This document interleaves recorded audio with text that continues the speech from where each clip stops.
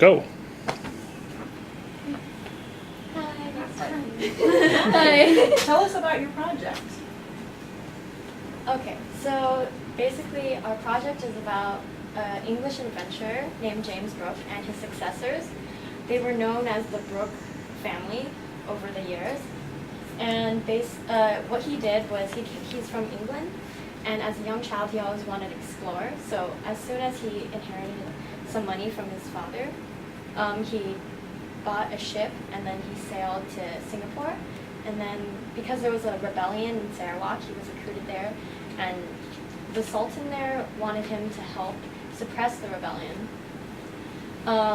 So then, to express their gratitude, he was appointed the Rajah, which is like the governor, the king of Sarawak, and that's where his journey of becoming the Rajah of Sarawak started. And over the years, what he did was like develop a lot of trade, transportation, and education, and all the key aspects to make a state very modern.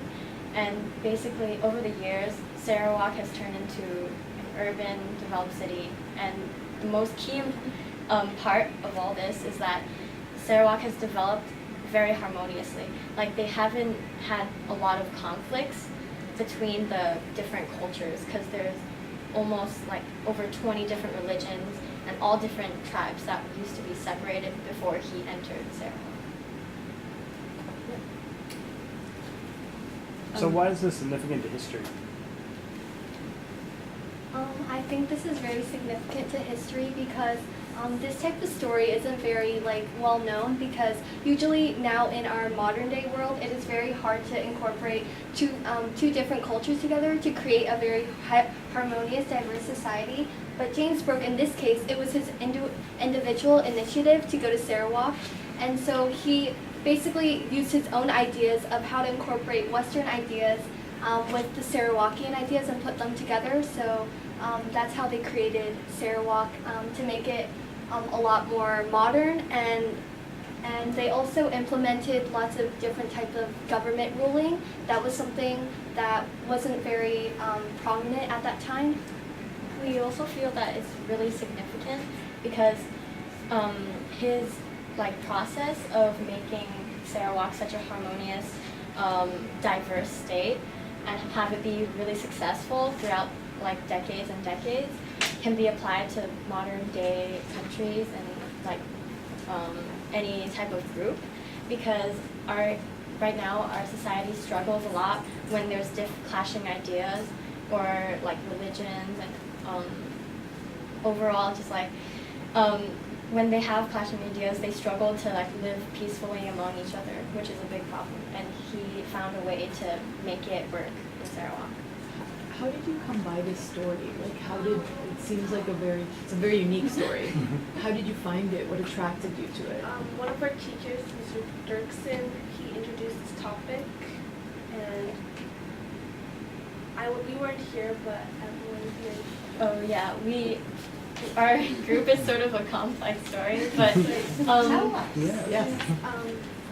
Evelyn and two other people first started as the group, and then they left, and we joined NHD and for the first time in November or December.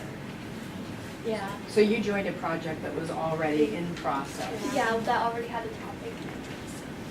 Yeah, and basically the process we went through to choose this topic is we were thinking about very common topics like the Silk Road trade route, or because we're in Singapore, so Stanford Raffles.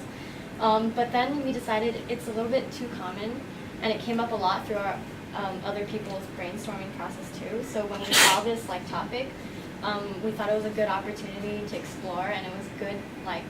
It had enough challenging research for us that it inspired us to do more and do a really good project.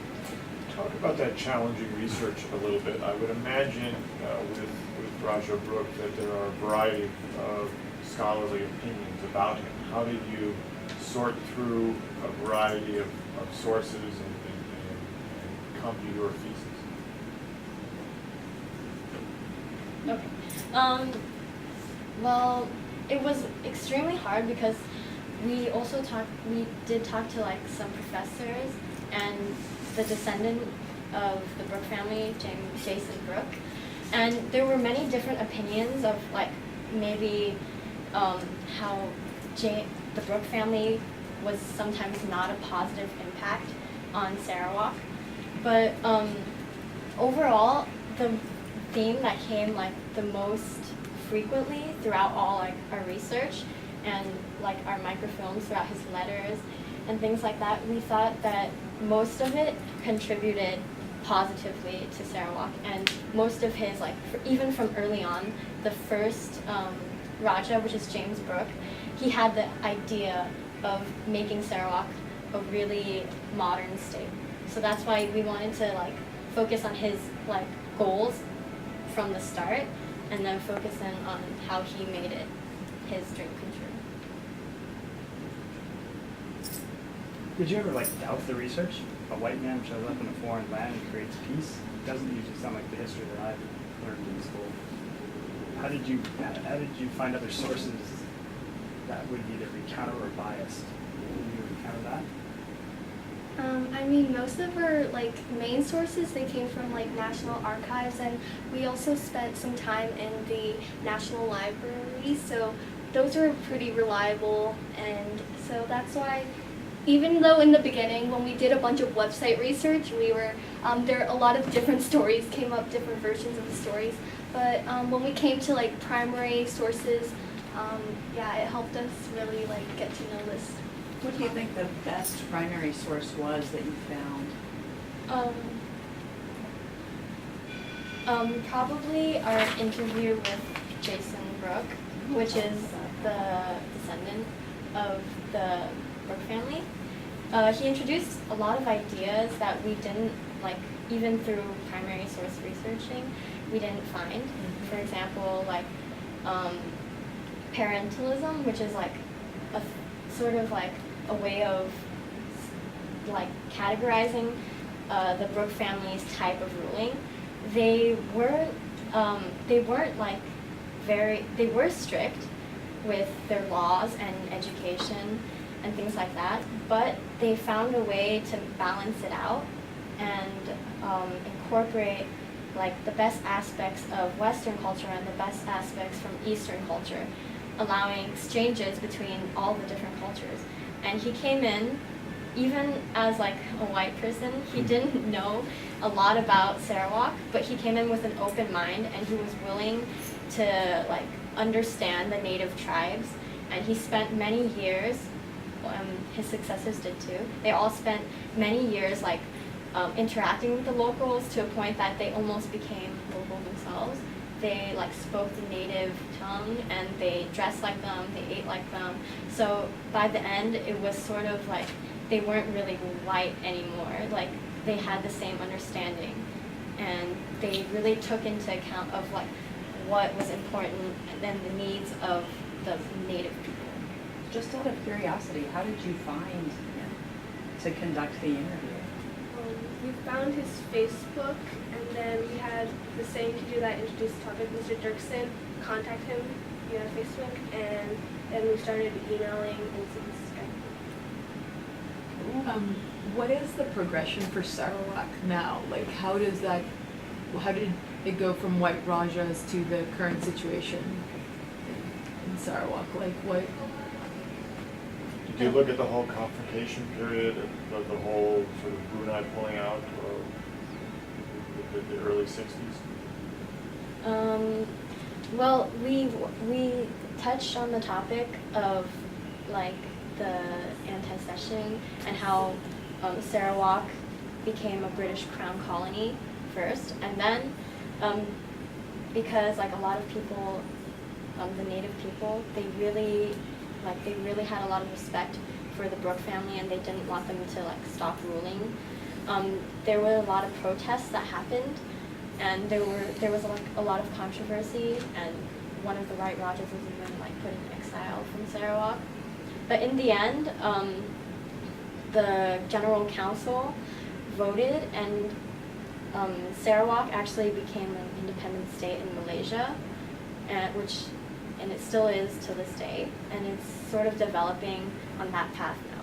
But the most important part is that what sets Sarawak as an independent state apart from the other states of Malaysia is that they have sort of their own community and their own society. They interact very well with each other, and that way Sarawak has been able to grow in the economic world in all aspects very well. Tell us about your display, how you came up with the design and For this display, we decided to incorporate the Western and Southeast Asian. For example, here this is Fort Margarita, which is a fort built by Charles Brooke, and we feel like this can represent the accomplishments and successes that they brought and exchanged in Sarawak, because this fort is actually by the Sarawakan River, and it was used to watch out for pirate attacks, which is something that James Brooke tried to fight against. We also have above here, you can see some artifacts. That's 2 masks and a shield. So we wanted to make sure that we incorporate, we